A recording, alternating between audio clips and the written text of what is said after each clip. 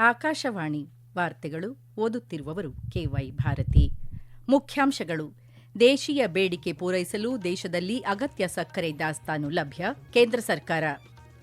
ಡಾರ್ಜಿಲಿಂಗ್ನಲ್ಲಿ ಗೂರ್ಖಾ ನಾಯಕರೊಂದಿಗೆ ಕೇಂದ್ರ ಗೃಹ ಸಚಿವ ಅಮಿತ್ ಶಾ ಮಹತ್ವದ ಸಭೆ. ಕೇಂದ್ರ ಸಚಿವ ಡಾ ಎಲ್ ಮುರುಗನ್ ಅಧ್ಯಕ್ಷತೆಯಲ್ಲಿ 57ನೇ ಭಾರತ ಅಂತಾರಾಷ್ಟೀಯ ಚಲನಚಿತ್ರೋತ್ಸವ ಸಿದ್ದತೆಗಳ ಪರಿಶೀಲನೆ. ಹೊರ್ಮುಜ್ ಜಲಸಂಧಿ ಸದ್ಯ ಅಮೆರಿಕ ನಿಯಂತ್ರಣದಲ್ಲಿ, ಅಧ್ಯಕ್ಷ ಡೊನಾಲ್ಡ್ ಟ್ರಂಪ್ ಹೇಳಿಕೆ.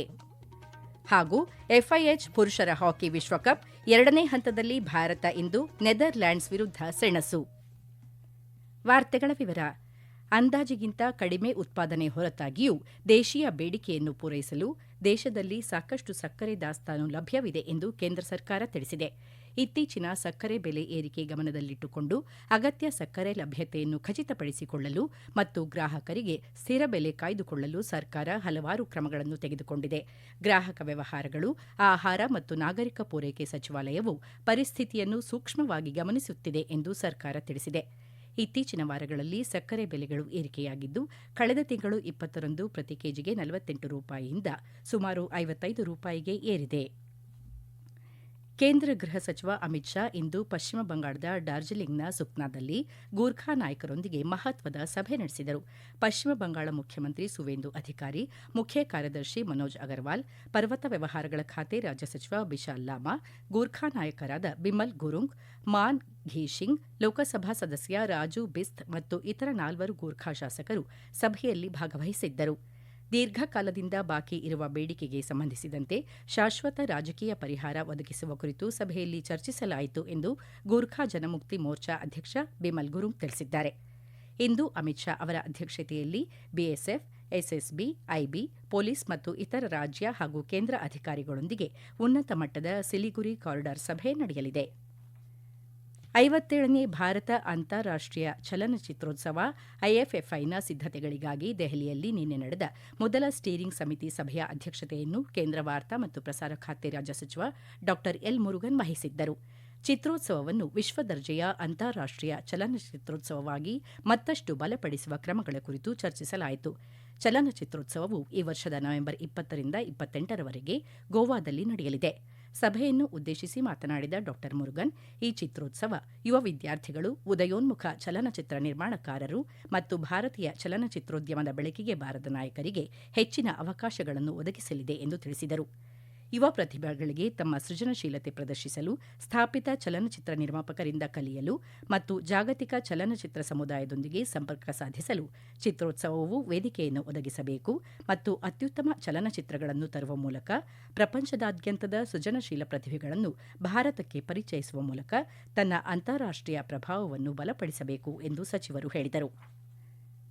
4 ವರ್ಷದೊಳಗಿನ ಮಕ್ಕಳಿಗೆ ಬಳಸಲಾಗುತ್ತಿರುವ ಕ್ಲೋರ್ಫೆನಿರಮಿನ್ ಮ್ಯಾಲಿಯೇಟ್ ಮತ್ತು ಫಿನೈಲ್ ಪ್ರಿನ್ ಒಳಗೊಂಡ ಔಷಧಗಳ ಉತ್ಪಾದನೆ ಮತ್ತು ಮಾರಾಟಕ್ಕೆ ಸರ್ಕಾರ ಇಂದು ನಿರ್ಬಂಧಗಳನ್ನು ಹೇರಿದೆ. 4 ವರ್ಷದೊಳಗಿನ ಮಕ್ಕಳಿಗೆ ಈ ಔಷಧಗಳನ್ನು ಬಳಸುವಂತಿಲ್ಲ ಎಂದು ಆರೋಗ್ಯ ಸಚಿವಾಲಯದ ಅಧಿಸೂಚನೆಯಲ್ಲಿ ಸ್ಪಷ್ಟ ಎಚ್ಚರಿಕೆ ನೀಡಿದೆ. ಈ ಔಷಧಿಗಳ ಬಳಕೆಯು 4 ವರ್ಷದೊಳಗಿನ ಮಕ್ಕಳಿಗೆ ತೊಂದರೆಗಳನ್ನೊಡ್ಡುವ ಸಾಧ್ಯತೆ ಇದೆ ಎಂದು ಸಚಿವಾಲಯ ತಿಳಿಸಿದೆ. ಕಳೆದ ಜನವರಿಯಲ್ಲಿ ಇಂತಹ 16 ಔಷಧಗಳ ಉತ್ಪಾದನೆ, ಮಾರಾಟ ಮತ್ತು ವಿತರಣೆಯನ್ನು ಆರೋಗ್ಯ ಮತ್ತು ಕುಟುಂಬ ಕಲ್ಯಾಣ ಇಲಾಖೆ ನಿಷೇಧಿಸಿತ್ತು. ಕೇಂದ್ರ ಗ್ರಾಮೀಣಾಭಿವೃದ್ಧಿ ಸಚಿವಾಲಯದ ಉನ್ನತ ಸಮಿತಿ ದೆಹಲಿಯಲ್ಲಿಂದು ದೀನದಯಾಳ್ ಅಂತ್ಯೋದಯ ಯೋಜನೆ, ರಾಷ್ಟೀಯ ಗ್ರಾಮೀಣ ಜೀವನೋಪಾಯ ಮಿಷನ್ನ ಕೃಷಿಯೇತರ ಜೀವನೋಪಾಯ ಘಟಕದಡಿಯ ಪ್ರಸ್ತಾವನೆಗಳನ್ನು ಪರಿಶೀಲಿಸಿತು.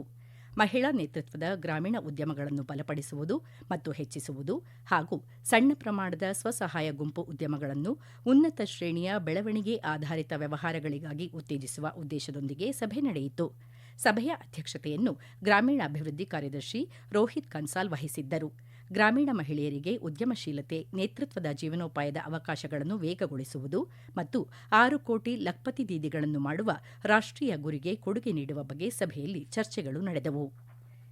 ದೆಹಲಿಯಲ್ಲಿ ಬಿಜೆಪಿ ರಾಷ್ಟೀಯ ಅಧ್ಯಕ್ಷ ನಿತಿನ್ ನಬೀನ್ ಅವರ ಅಧ್ಯಕ್ಷತೆಯಲ್ಲಿ ಹೊಸದಾಗಿ ನೇಮಕಗೊಂಡಿರುವ ಪಕ್ಷದ ಪದಾಧಿಕಾರಿಗಳ ಸಭೆ ಪ್ರಗತಿಯಲ್ಲಿದೆ.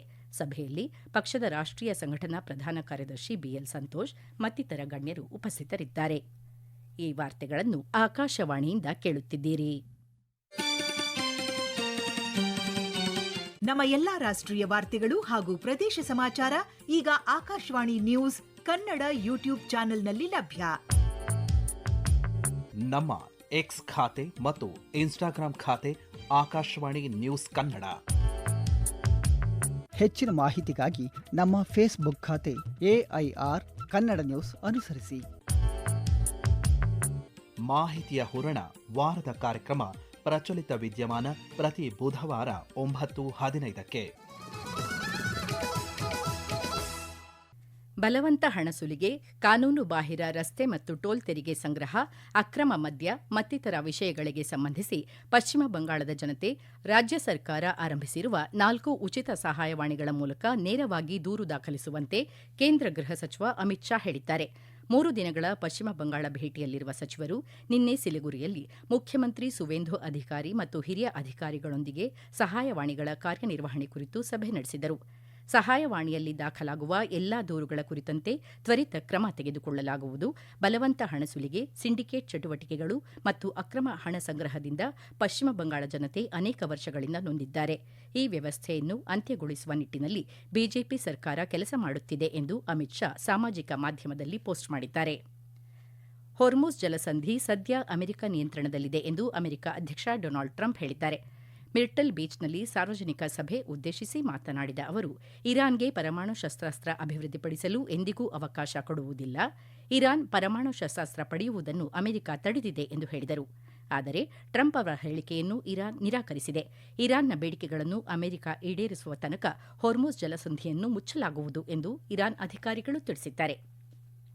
ಭಾರತ ಮತ್ತು ನೇಪಾಳ ದ್ವಿಪಕ್ಷೀಯ ಸಹಕಾರದ ಎಲ್ಲಾ ಆಯಾಮಗಳನ್ನು ಪರಿಶೀಲಿಸಿದ್ದು, ಗಡಿ ನಿರ್ವಹಣಾ ಮತ್ತು ಭದ್ರತೆ ಕುರಿತ ಸಹಕಾರ ಬಲವರ್ಧನೆಯ ತಮ್ಮ ಬದ್ಧತೆಯನ್ನು ಪುನರುಚ್ಚರಿಸಿವೆ.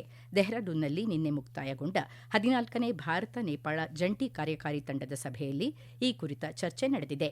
2 ದಿನಗಳ ಸಭೆಯಲ್ಲಿ ಗಡಿ ಮೂಲಕ ನಡೆಯುವ ಅಪರಾಧ ಮತ್ತು ಕ್ರಿಮಿನಲ್ ಚಟುವಟಿಕೆಗಳು, ಗಡಿ ಮೂಲಸೌಕರ್ಯವನ್ನು ಬಲಪಡಿಸುವುದು ಮತ್ತು ಸೂಕ್ತ ಬಳಕೆ, ರಸ್ತೆಗಳು ಹಾಗೂ ರೈಲ್ವೆ ಜಾಲಗಳು, ಅತಿಕ್ರಮಣ ತೆರವು ಸೇರಿದಂತೆ ಅನೇಕ ವಿಷಯಗಳ ಕುರಿತು ಚರ್ಚಿಸಲಾಗಿದೆ ಎಂದು ಕೇಂದ್ರ ಗೃಹ ಸಚಿವಾಲಯ ಹೇಳಿಕೆಯಲ್ಲಿ ತಿಳಿಸಿದೆ.